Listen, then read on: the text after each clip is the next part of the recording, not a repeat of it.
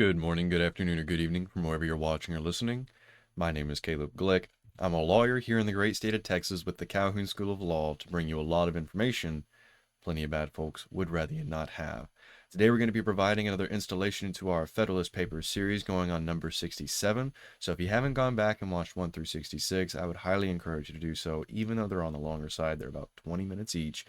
The reason they're so important is because one of the frequent criticisms from the late and great Justice Antonin Scalia about the modern legal education system is that law schools really don't teach the Federalist Papers, and they provide a very advantageous supplementary understanding of the U.S. Constitution. And of course, understanding the U.S. Constitution is absolutely necessary if you intend to combat any sort of lawfare attacks that will be waged against you, your family, or your property. Okay, so let's go ahead and jump on over to the Federalist Papers the Federalist Papers. The version I'm using is provided by the federalistpapersproject.org, but there are multiple institutions from which you can get a paper and digital copy. Go ahead and get both.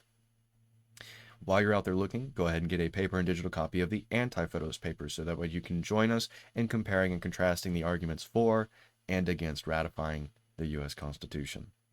Excellent. So let's get on to number 67, titled The Executive Department, written by Mr. Alexander Hamilton, published in the New York Packet on Tuesday, March 11th, 1788. He says this: To the people of the state of New York, the Constitution of the Executive Department of the proposed government claims next our attention. There is hardly any part of the system which could have been attended with greater difficulty in the arrangement of it than this, and there is, perhaps, none of which has been inveighed against with less candor, or criticized with less judgment. Here the writers against the Constitution seem to have taken pains to signalize their talent of misrepresentation. He does that every single time. He always makes it personal, which is why it's so difficult for me not to interject, because he's such a petulant child, so deceitful, so manipulative. Well, any normal person would know that's just a stupid argument. Address the argument. Don't play ad hominem games. Ad hominem means you're criticizing the character of the arguer rather than the quality or the content of the argument. It's pathetic. It's literally child's play. Anyway, back to this probably frustrating paper, but we must read through them because it's a good primary source. Calculating upon the aversion of the people to monarchy, they have endeavored to enlist all their jealousies and apprehensions in opposition to the intended President of the United States, not merely as the embryo, but as the full-grown progeny of that detested parent. To establish the pretended affinity, they have not scrupled to draw resources even from the regions of fiction. The authorities of a magistrate, in few instances greater, in some instances less, than those of a governor of New York, have been magnified into more than royal prerogatives. He has been decorated with attributes superior in dignity and splendor to those of a king of Great Britain. He has been shown to us with the diadem. No, I know how to pronounce this word. Diadem. Thank you. Nobody pronounced it, but maybe if you did at home, thank you. I didn't hear you, but it's the thought that counts. Let me try that again. He has been shown to us with the diadem, sparkling on his brow and the imperial purple flowing in his train. He has been seated on a throne surrounded with minions and mistresses, giving audience to the envoys of foreign potentates in all the supercilious pomp of majesty. The images of Asiatic despotism and voluptuousness have scarcely been wanting to crown the exaggerated scene.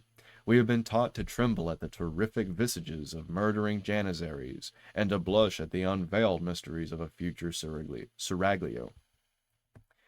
Attempts so extravagant as these to disfigure, or it might rather be said, to metamorphose the object, render it necessary to take an accurate view of its real nature and form, in order as well to ascertain its true aspect and genuine appearance as to unmask the disingenuity and expose the fallacy of the counterfeit resemblances which have been so insidiously as well as industriously propagated.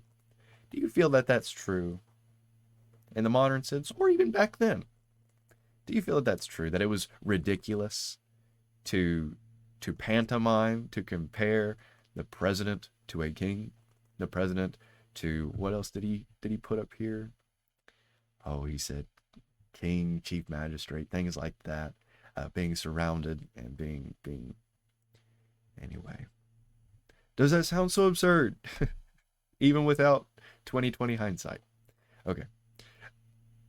We've already gone over that paragraph, so we're going to go to the next one. Like any person reading through a paper would. In the execution of this task, there is no man who would not find it an arduous effort either to behold with moderation or to treat with seriousness the devices, not less weak than wicked, which have been contrived to pervert the public opinion in relation to the subject.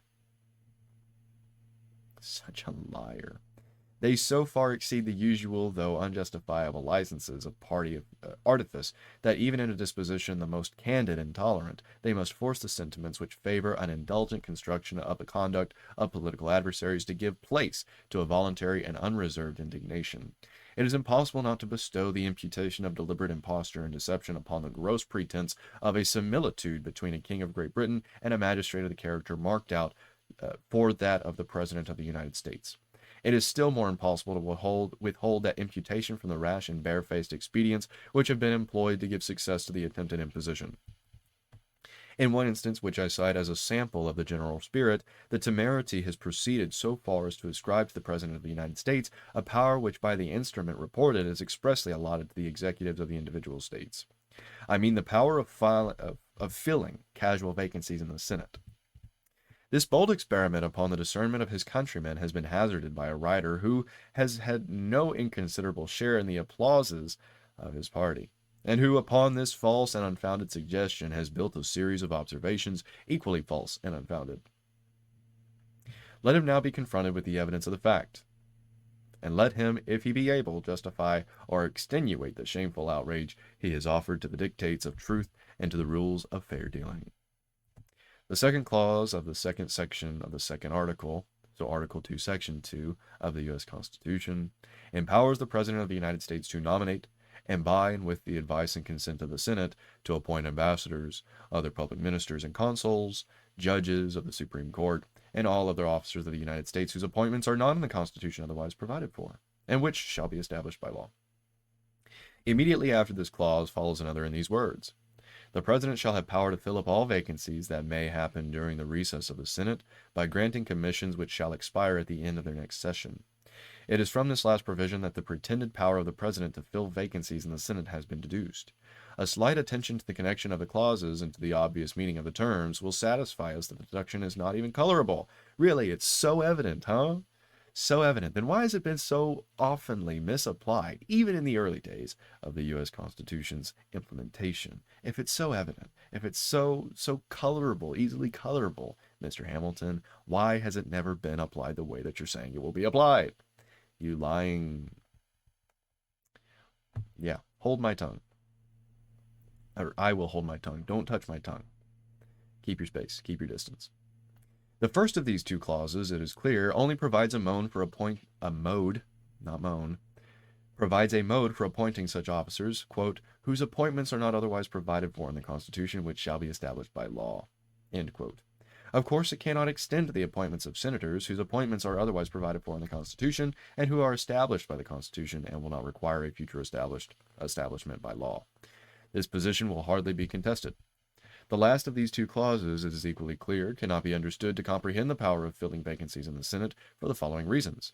First, the relation in which that clause stands to the other, which declares the general mode of appointing officers of the United States, denotes it to be nothing more than a supplement to the other, for the purpose of establishing an auxiliary method of appointment in cases to which the general method was inadequate. So yeah, it does actually allow for presidents to appoint senators, but that's the alternative. That's the alternative. There's already a mode, there's already a way to appoint senators, so it's so silly to suppose that the president would ever exercise this power.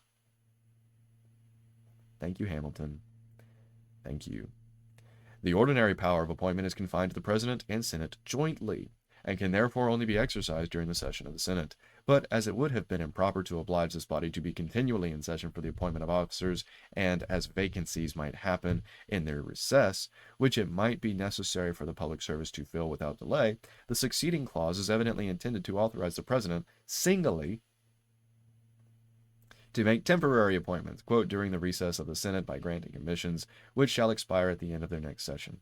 sorry to be so sassy. I'm sorry to be so sarcastic, but it really does. It boils my blood how arrogant and how deceitful and manipulative this guy was. Second, if this clause is to be considered as supplementary to the one which, I mean, just this page, just this paper alone, it doesn't do that, except it does, but it does in a supplementary way. We already have this other way to appoint U.S. senators, so it's silly to think that it would ever happen. There is no way. It's unfathomable to think that this guy, to think that Alexander Hamilton was that naive, was that ignorant. This had to be malice. Okay, back to the paper. Second, if this clause is to be considered as supplementary to the one which precedes, the vacancies of which it speaks must be construed to relate to the officers described in the preceding one, and this, we have seen, excludes from its description the members of the Senate. Third, the time within which the power is to operate, quote, during the recess of the Senate, and the duration of the appointments, quote, to the end of the next session of that body, conspire to elucidate the sense of the provision, which, if it had been intended to comprehend senators,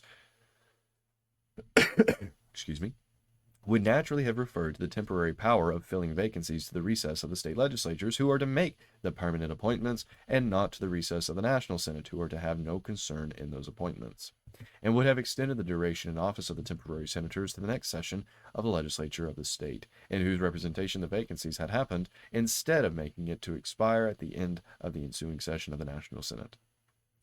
The circumstances of the body authorized to make the permanent appointments would, of course, have governed the modification of a power which related to the temporary appointments, and as the National Senate is the body whose situation is alone contemplated in the clause upon which the suggestion under examination has been founded, the vacancies to which it alludes can only be deemed to respect those officers in whose appointment that body has a concurrent agency with the President. But last, the first and second clauses of the third section of the first article not only obviate all possibility of doubt, but destroy the pretext of misconception. The former provides that, quote, the Senate of the United States shall be composed of 2 senators from each state, chosen by the legislature thereof for 6 years. And the latter directs that, quote, if vacancies in that body should happen by resignation or otherwise during the recess of the legislature of any state, the executive thereof may make temporary appointments until the next meeting of the legislature, which shall then fill such vacancies.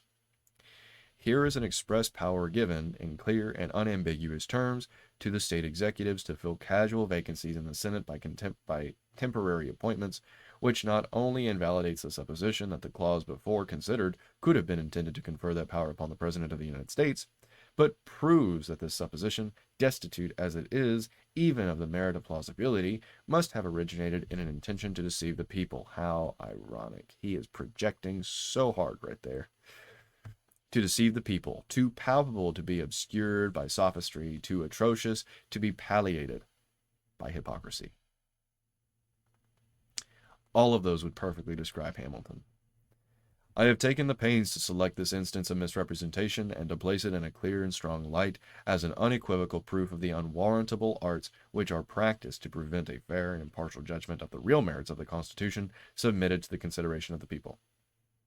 Nor have I scrupled in so flagrant a case to allow myself a severity of animadversion little congenial with the general spirit of these papers.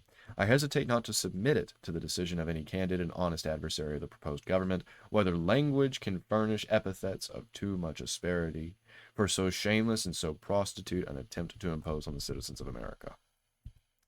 Well, alrighty, ladies and gentlemen, that's all Mr. Hamilton had to say in number 67. If you have any questions about what he was saying in 67, any questions about what was said in the preceding papers, or maybe a topic you'd like me to cover in a future lecture, go ahead and post those down in the comments, because the entire purpose of the Calhoun School of Law is to provide you with the necessary skills and information to combat or defend against any sort of lawfare waged on you, your loved ones, or your hard-earned property. So please, if you have any questions at all, post them down in the comments.